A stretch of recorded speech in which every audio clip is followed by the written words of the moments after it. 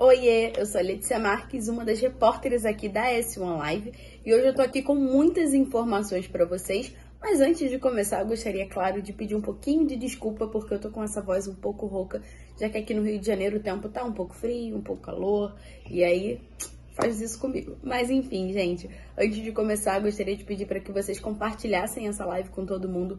Temos muitas informações para vocês hoje aqui, de vários clubes, então ó, fica ligado aqui, claro, com a gente, se inscreve no canal, faça parte do nosso clube de membros também, porque é muito importante e você terá vários benefícios. Então, fica ligadinho aqui conosco antes da gente começar com esse vídeo muito informativo nesta sexta-feira.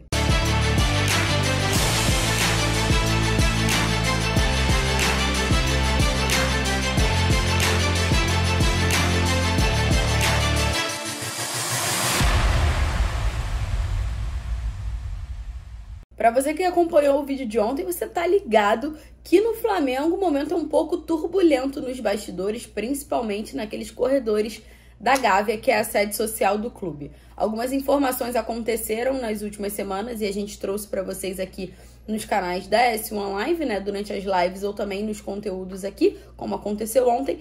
Mas temos uma outra informação.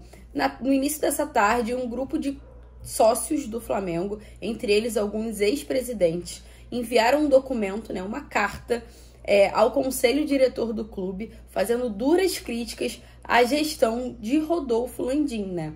A carta ela não está criticando diretamente ao presidente Rodolfo Landim. Para ser sincera, é uma carta de 4 páginas assinada por muita gente. Entre eles, eu vou trazer os nomes aqui das principais pessoas que assinaram, porque são figuras frequentes na política do clube, né? São 3 ex-presidentes, como eu citei, Márcio Braga, Kleber Leite e o Eduardo Bandeira de Mello. Além deles, os candidatos à oposição na última eleição também assinaram e também foi assinada por grandes beneméritos e alguns grupos apoiadores da gestão também e grupos de oposição também. Foi uma carta muito grande, fazendo duras críticas. E principalmente a carta trata a gestão como amadora. Essa é uma das partes mais forte da carta. Também trata algumas questões como retrocesso na gestão do Rodolfo Landim. E aí eu vou trazer umas declarações para vocês terem a noção do que está acontecendo, né?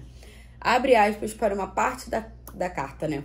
A falta de critérios é evidente na contratação e demissão dos 7 técnicos que geraram gastos de 30 milhões apenas em rescisões, assim como na renovação de atletas de baixos níveis de rendimento e de idades avançadas.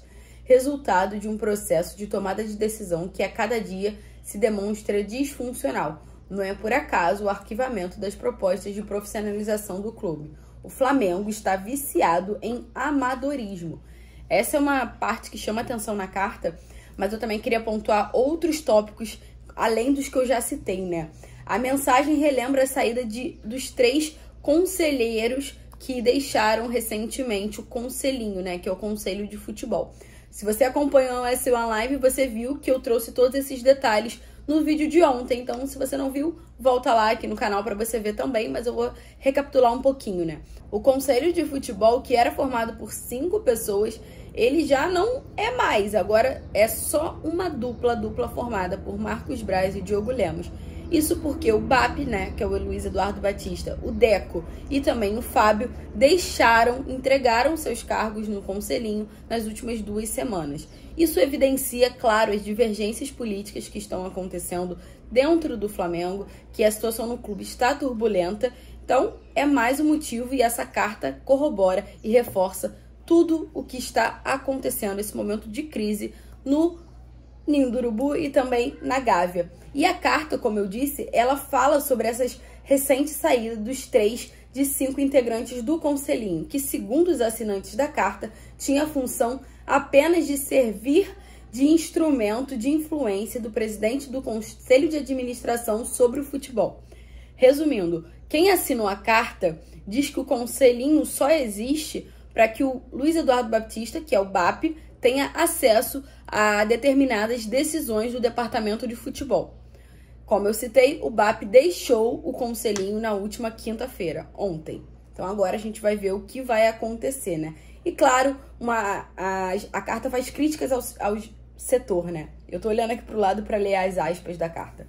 Aspas. O Conselho de Futebol, em vias de esvaziamento, mostrou-se omisso e despreparado, formado por amadores que podem gostar, mas não entendem de futebol. Fecha aspas. A carta, como eu falei, tem 4 páginas, assinada por diversas pessoas influentes no Flamengo, o que faz com que a gestão do Rodolfo Landim fique um pouco isolada dentro da Gávea. Ainda falando de Flamengo, agora um pouquinho vamos falar dentro de campo, né? O Flamengo vai a campo e enfrentar o América Mineiro amanhã, 7 horas da noite, pelo Campeonato Brasileiro. Essa partida acontece no Maracanã. E para esse jogo, o Dorival pode fazer algumas mudanças na equipe que vem sendo a titular, né? O técnico já falou que não tem isso de titularidade com ele, que o time foi contra o Atlético Mineiro e pode ser outro contra o América Mineiro e assim vai. Ao que a gente sabe, há uma grande chance do Santos receber uma oportunidade no gol. Ele que retornou de lesão, foi relacionado para a partida do meio de semana e pode ser o goleiro titular nesse sábado. Há uma chance. O Dorival ia bater o martelo depois do treinamento que aconteceu, né, nesta tarde e também, claro, durante o dia de amanhã, já que o técnico comenta a escalação um pouco antes da partida com os jogadores. Além disso, há uma grande expectativa de que Pedro, que treinou entre os titulares na última quinta-feira, apareça com Gabigol. Então, para que o Pedro jogue, a tendência é que o William Arão retorne ao banco de reservas, já que o meio-campo vinha sendo formado por 3 volantes, sendo eles Arão, Andreas e João Gomes. Agora, para o Pedro entrar, a tendência é que o Arão retorne ao banco de reservas. Então, o Flamengo pode chegar com grandes mudanças aí. Uma notícia sobre o mercado da bola, dessa vez sobre o Corinthians, é que o Timão entrou em um acordo aí pela contratação de Yuri Alberto. O Corinthians, que recentemente, né, rescindiu um contrato com o Jô, então foi ao mercado para buscar um atacante. O Yuri Alberto, que estava no Zenit, entrou em acordo e a expectativa é que seja anunciado em breve. Vamos falar aqui rapidinho como aconteceu isso também, né? O técnico do Zenit, o Sergei Semak, em entrevista coletiva, ele já indicou a saída do Yuri Alberto e comentou: a prioridade do jogador e seu empresário, por enquanto, é de jogar em outro clube. Como eu falei, o Yuri Alberto estava jogando lá no futebol da Rússia, mas por conta das guerras e das coisas que não estão fáceis por lá, ele optou por retornar ao futebol brasileiro, interessava também ao Internacional, mas nessa sexta entrou em acordo com o Corinthians e deve ser anunciado em breve. Falando também sobre o mercado da bola, uma informação que a gente tem sobre Flamengo e Andreas é justamente que o Flamengo enviou uma proposta ao Manchester United para fazer a compra de 50% dos valores do Andreas Pereira, isso num valor de 5 milhões de euros, que daria mais ou menos 27 milhões de reais. Dando devidos créditos aqui, a informação foi publicada pelo Goal, né? Claro.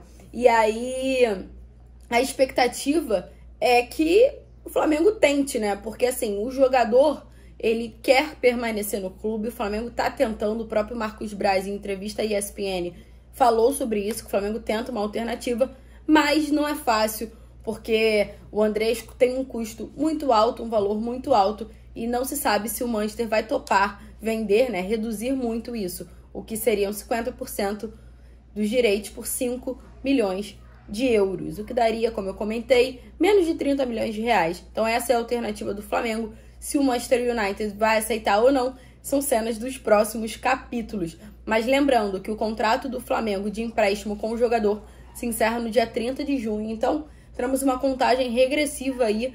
Daqui a pouquinho a gente vai saber essa novela, né? O fim dessa novela entre Flamengo, Andreas Pereira e Manchester United. Já falamos sobre Flamengo, falamos sobre o mercado da bola e agora é claro que eu vou projetar a rodada do fim de semana. Temos alguns jogos pelo Campeonato Brasileiro, começando já nesta sexta-feira. Então vamos trazer aqui rodada 14 do Campeonato Brasileiro. Começa hoje, né? Como eu falei, 9h30 da noite, Internacional e Curitiba. Aí amanhã as partidas são Atlético Paranaense contra o Red Bull Bragantino, Flamengo e América Mineiro, como eu já citei aqui, Corinthians e Santos, o clássico Corinthians e Santos, repetindo o clássico da Copa do Brasil, que o Corinthians venceu por 4-0. e também amanhã para encerrar Atlético Mineiro e Fortaleza. No domingo, para encerrar de fato a rodada, temos Avaí contra o Palmeiras, Botafogo e Fluminense, mais um clássico nessa rodada, Goiás e Cuiabá, Ceará contra o Atlético Goianiense e, para finalizar, São Paulo contra o Juventude, 6 horas de domingo. Essas são as rodadas da 14ª rodada do Campeonato Brasileiro.